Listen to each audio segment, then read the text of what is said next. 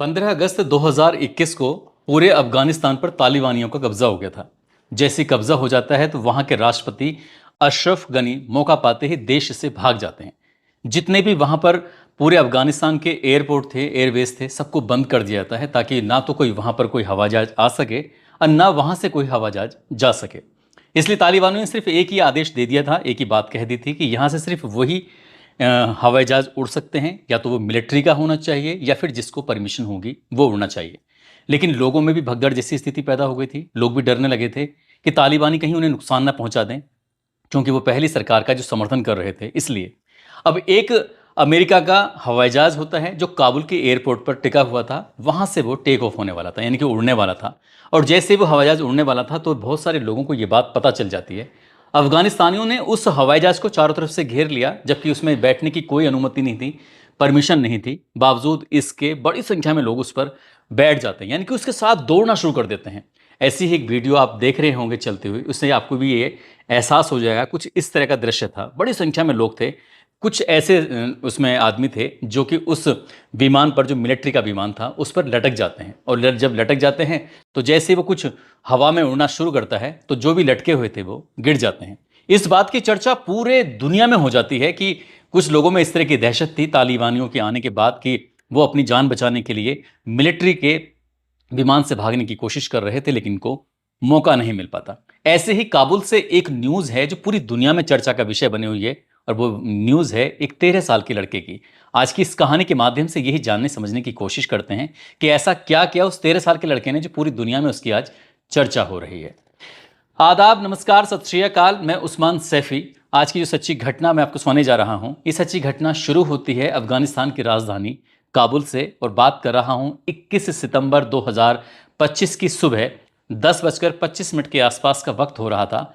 Indira Gandhi international airport पर, जो terminal 3 है, वहाँ के रनवे पर एक लड़का जिसने सफ़ेद रंग का कुर्ता पजामा पहना हुआ है, वो आराम से इत्मीनान से ऐसे टहल रहा था। जबकि वहाँ पर वो प्रतिबंधित जगह है, वहाँ पर इस तरह से किसी का टहलना, घूमना फिरना ये आसान नहीं है। इसी बीच में सीआईएसएफ के एक कर्मचारी की नज़र पड़ जाती है उस पर। उस लड़के से पूछा जाता है, उससे बातचीत की जाती है। लड़के को पास बुलाया जाता है कि बेटा इधर आओ। उसकी उम्र लगभग 13 साल के आसपास रही होगी। उससे पूछा गया कि तुम यहाँ क्यों घूम रहे हो, तुम्हारे परिवार के लोग कहाँ पर हैं।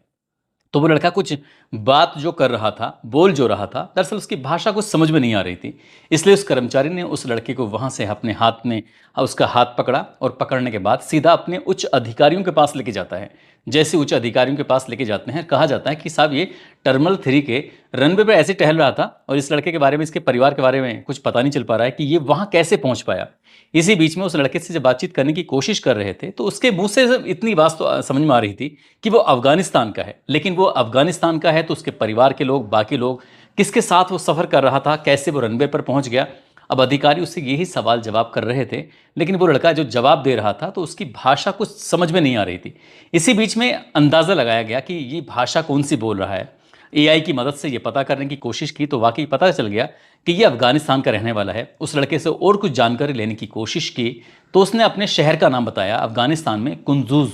कुंदूज का वो रहने वाला होता है। यहाँ कैसे पहुँचा, वो भी दिल्ली के इंदिरा गांधी इंटरनेशनल एयरपोर्ट पर। जब उस लड़के से बातचीत करने की कोशिश की तो आखिरकार वहाँ से तो कोई सफलता मिल नहीं पाती। तब वो अफगानिस्तान की राजधानी काबुल में फ़ोन किया जाता है। वहाँ से कुछ अधिकारियों को लाइन पे लिया जाता है। उन अधिकारियों ने अपनी भाषा में उस 13 साल के लड़के से जब सवाल जवाब करना शुरू किया है, तब एक कहानी निकल के सामने आती है जो वाकई अपने आप में बड़ी सोचने वाली थी। दरअसल कुछ यात्रियों का जत्था था, जो यात्रियों का जत्था काबुल एयरपोर्ट पर पहुंच रहा था। इसी जत्थे के अंदर वो लड़का गुपचुप तरीके से छुपकर इधर से उधर उनके साथ पहुंच जाता है। जहां जहां वो गाड़ी में बैठ रहे थे उनके साथ ही वो जा रहा था। लेकिन मौका पाते ही वो एयरपोर्ट तक पहुंच जाता है, एयरपोर्ट के अंदर चला जाता है और वहां पहुंच जाता है जहां पर एक KAM एयरलाइंस काबुल RQ4401, दरअसल उसको इस हवाई जहाज के पास वो पहुंच जाता है। उसे जाना था ईरान जाना था। वो ईरान जाने के लिए वो इंतज़ार कर रहा था कि वो, उसे ऐसा लग रहा था क्योंकि बालक था, उसे ज़्यादा समझ तो थी नहीं।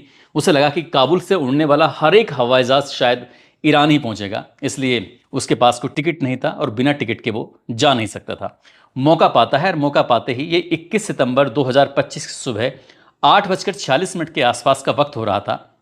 ये एक हवाई जहाज है जो यहाँ से काबुल से दिल्ली की तरफ वो जाने वाला था, जिसका नंबर है RQ4401। वो अब उसे लगभग 1026 किलोमीटर का सफ़र तय करना था। अब वो उस लड़के ने आप देखा ना ताप देखा, वही मौका पाते लैंडिंग गियर में एक छोटा सा बक्सा होता है, उस बक्से में जाकर बैठ जाता है और इस बात का किसी को एहसास भी नहीं होता। लगभग 1026 किलोमीटर का सफ़र 90 मिनट में वो पूरा करता है और पूरा करने के बाद ये दिल्ली आ जाता है। अब अधिकारी यही सोच रहे थे कि जो हवाई जहाज उड़ता है वो 30,000 से लेकर 40,000 की ऊंचाई तक, फीट की ऊंचाई तक उड़ता है और यहाँ पर इतनी ऊंचाई पर उड़ने के बाद ऑक्सीजन का लेवल बहुत कम हो जाता है, यानी कि ऑक्सीजन तो रहती ही नहीं है अगर सही मायने में देखा जाए तो।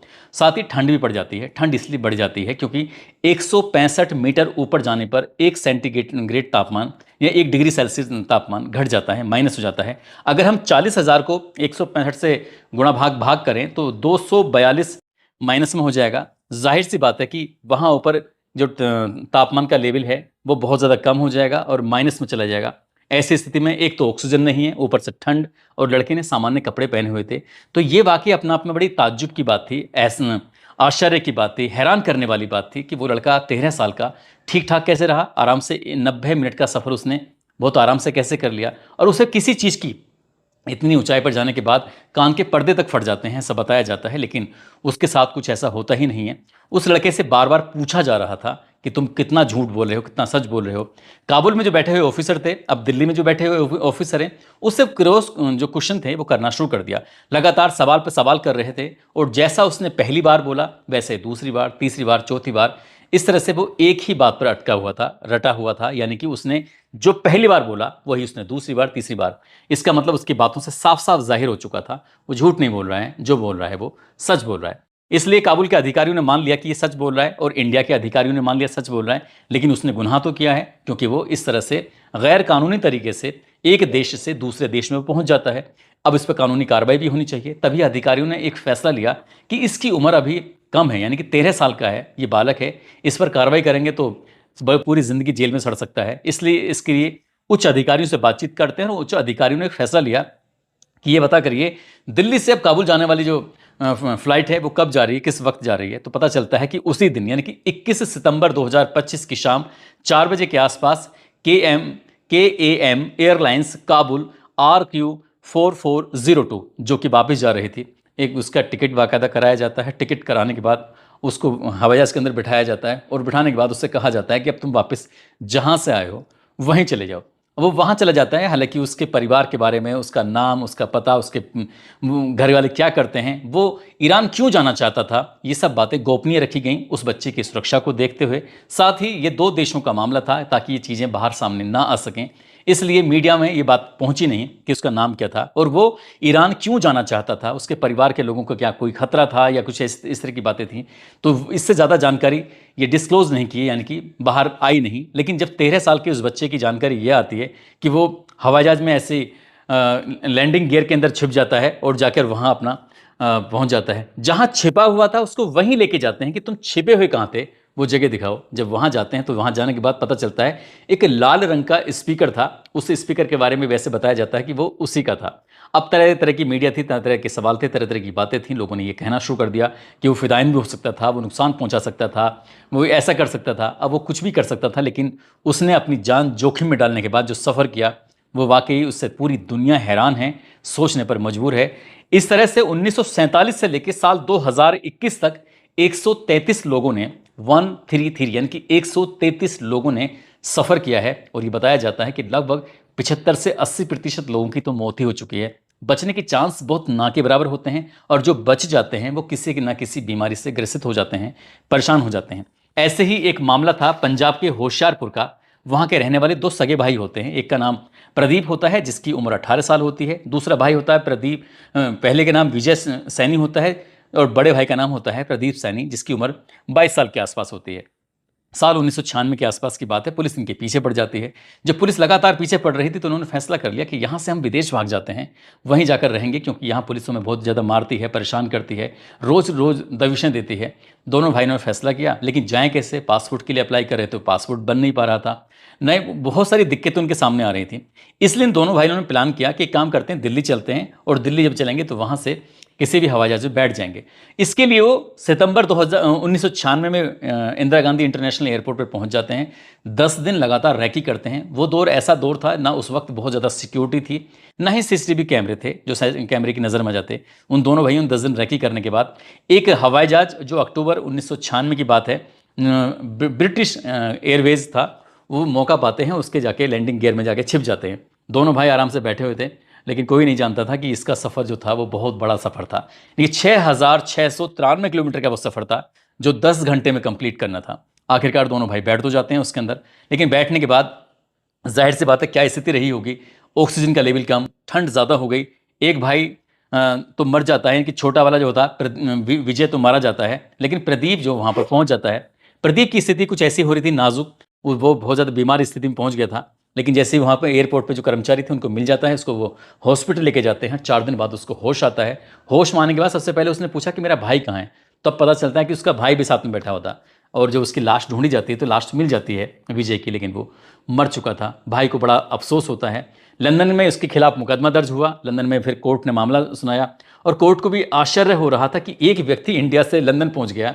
जब उस कोर्ट केस चला तो उन्होंने कहा कि हम इसे अपने यहाँ की नागरिकता देते हैं और ये जो भी काम करना चाहे वो काम कर सकता है। दरअसल दोनों भाई कार के मैकेनिक थे, और मैकेनिक होने की वजह से उनको वहाँ पर जो भी काम करना था, उसने सोचा कि मैं क्यों ना गाड़ी चलाना शुरू कर दूं। इसलिए एयरपोर्ट पर रह के वो गाड़ी चलाना शुरू कर देता है, और उसकी शादी भी हो जाती है, 2 बच्चे भी हो जाते हैं। ज़िंदगी वो आराम से गुजार रहा था। ये कहानी बहुत ज़्यादा चर्चित हो जाती है। दोस्तों, ऐसे ही उस 13 साल के लड़के ने भी पूरी दुनिया में सुर्खियां बटोर ली हैं, लेकिन वो क्यों भागना चाहता था अपने देश से, ये बात निकल के सामने नहीं आई। दोस्तों, इस पूरे घटनाक्रम को सोने का उद्देश्य किसी को परेशान करना नहीं है, किसी का दिल दुखाना नहीं है, बल्कि आपको जागरूक करना है, आपको सचेत करना है, आपको बताना है कि दुनिया में किस किस तरह की हैरान करने वाली बातें भी सामने आती हैं। जाते जाते बागपत के रहने वाले तैमूर त्यागी हैं, आज इनका जन्मदिन है। इनको जन्मदिन की ढेरों सारी शुभकामनाएं, बहुत बहुत मुबारकबाद। कुछ लोगों ने नाम लेने की अपील की है, जिसमें मुजफ्फरनगर उत्तर प्रदेश पुलिस में तैनात हैं विश्वास कुमार, इन्होंने भी नाम लेने की अपील की थी। साथ ही गाजी इकबाल हैं जो लखनऊ से हैं, निशु पंडित, गोविंद सिंह, फरहानाज, अब्बास चौधरी, रूबी सिंह, पप्पू रावत, दिलीप यादव, अजीम अंसारी, राकेश कुमार यादव, सुधीर सिंह, सना अब्दुल शेख, आरजू सद्दाम, नीतीश कुमार यादव, हिना राजभर, अभय चौधरी, दिलराज सिंह रावत, ब्रजमोहन, असलम, आर्यन, हसन मंसूरी, वीरू कुमार। आप सब लोग अपना ख्याल रखें, सुरक्षित रहें। जय हिंद, जय भारत।